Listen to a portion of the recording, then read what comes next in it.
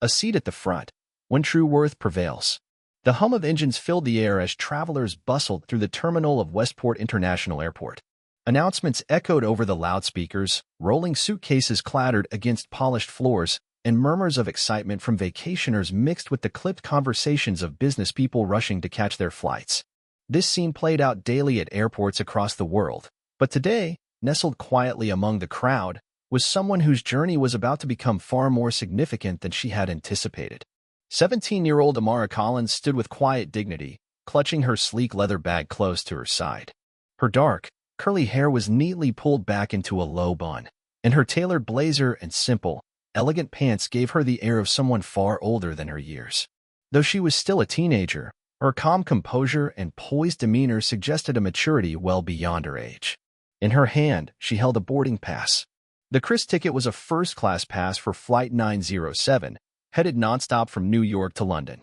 It was a gift from her father, David Collins, who wanted her to enjoy the comfort she deserved after finishing high school with top honors and receiving a full-ride scholarship to one of the most prestigious universities in the United Kingdom. For Amara, this flight was supposed to mark the beginning of her next chapter, a future her father had worked tirelessly to provide. But neither of them could have foreseen the confrontation waiting for her on board, or the ripple effect it would cause. A first-class encounter. As Amara approached the boarding gate, she took a moment to appreciate her surroundings. The first-class lounge, draped in soft lighting and plush leather furniture, buzzed with an air of exclusivity. Around her, men and women scrolled on tablets or sipped from delicate porcelain cups. She smiled faintly, thinking of how her father often said that wealth wasn't something you wore on your sleeve, it was how you treated others. But not everyone shared David Collins' philosophy. At the gate, the lead flight attendant stood poised. Madeline Shore, a woman in her early 40s with piercing green eyes and meticulously styled blonde hair, greeted each first-class passenger with a smile that was equal parts professional and polished. She had a reputation for keeping the cabin in perfect order, which often meant she judged passengers within seconds of seeing them. Madeline welcomed an elderly couple with genuine warmth, offering to assist them with their carry-on luggage. She greeted a businessman in an expensive suit by name, recalling his usual drink preference. But when Amara stepped forward, offering her ticket with a polite smile, something in Madeline's expression shifted. Her welcoming smile faded, replaced by a thin line across her lips. She glanced down at Amara's ticket, her brows furrowing ever so slightly. "Excuse me, young lady," she said, her tone polite but with an undercurrent of doubt. "First class is reserved for paying passengers." Amara blinked, momentarily stunned. She took a breath, then replied in a clear, steady voice, "I am a first-class passenger. This is my ticket." She extended the pass toward Madeline again, expecting a quick resolution. Instead, Madeline gave it only a cursory glance before nodding stiffly. "There must be a mistake," she said. "Please head back to economy while we sort this out." Amara's pulse quickened, but she kept her expression calm. "There's no mistake. My seat is in first class." A few nearby passengers turned their heads. Some raised eyebrows in curiosity, others frowned. Madeline, feeling their eyes, leaned in closer. "If you don't comply," she said, her tone lower and sharper, "I'll have to escalate this and call security. A misjudgment with consequences." What Madeline didn't know, what none of the other passengers knew, was that Amara Collins was the daughter of David Collins, the CEO and majority shareholder of Collins Air, the very airline they were boarding. David was a man of quiet power and immense integrity. He built his company on the belief that respect was non-negotiable, no matter a passenger's background. But in his absence, Madeline Shore's prejudice was about to be exposed in a way she'd never anticipated. Amara considered explaining who she was but decided against it. Her father had always taught her that dignity wasn't something you had to announce. She would stand her ground because it was the right thing to do, not because of her last name.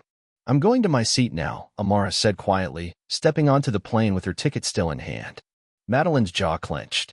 "I'll deal with this," she muttered under her breath to one of the junior attendants. The showdown in first class. Amara found her seat, 2A, and stored her bag neatly in the overhead bin. She took her seat by the window and exhaled slowly, trying to calm the storm building in her chest. The cabin around her was bathed in a soft, calming light.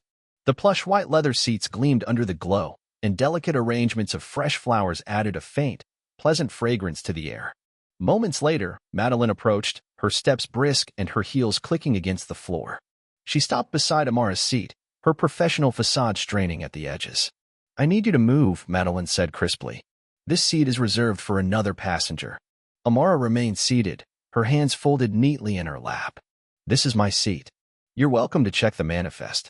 Madeline's eyes flickered with something close to contempt. "I don't need to check anything," she said. "If you don't move, I'll call security." Amara sighed softly. "Call whoever you need," she replied, her voice calm but firm. "I'm not moving." Security arrives. Within minutes, 2 security officers boarded the plane. They approached Amara with neutral expressions, but their posture was firm. "Ma'am," one of them said, "we've been asked to escort you to another seat." Amara held out her boarding pass. "This is my seat. I'm a first-class passenger." The officers exchanged glances, but Madeline interjected before they could respond. "She's not supposed to be here," she insisted. But before they could act, the cockpit door opened. Captain Leonard Hayes, a veteran pilot respected throughout the company, stepped into the aisle. He approached the group, his expression unreadable.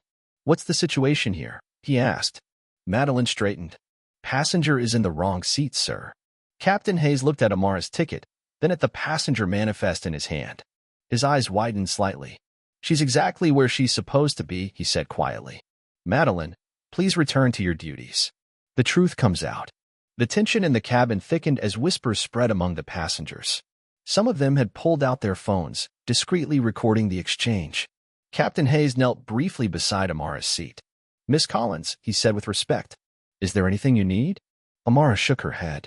"Thank you, Captain." Madeline stood frozen. It took her a moment to process what she had just heard. Collins. The captain turned to the junior attendant. "Please inform Mr. Collins that his daughter is on board. I'm sure he'll want to be notified." Madeline's face turned ashen. Landing the plane and justice. The remainder of the flight was uneventful, at least outwardly. Madeline made a point to avoid Amara's section, but the tension was palpable. The other passengers watched her with cool detachment, some with open disdain. When the plane landed in London, there was an unusual sight awaiting them on the tarmac, a sleek black car with the Collins Air emblem emblazoned on its side. Standing beside it, in a tailored navy suit, was David Collins himself. He ascended the steps to the plane with the same calm, confident energy that defined him. His eyes met his daughter's, and his expression softened briefly. But when he turned to Madeline, his look hardened. "Miss Shore," he said, "we need to have a conversation." The aftermath. What followed was swift and decisive. David Collins addressed the passengers personally, apologizing for what they had witnessed. He made it clear that Collins Air had zero tolerance for discrimination in any form.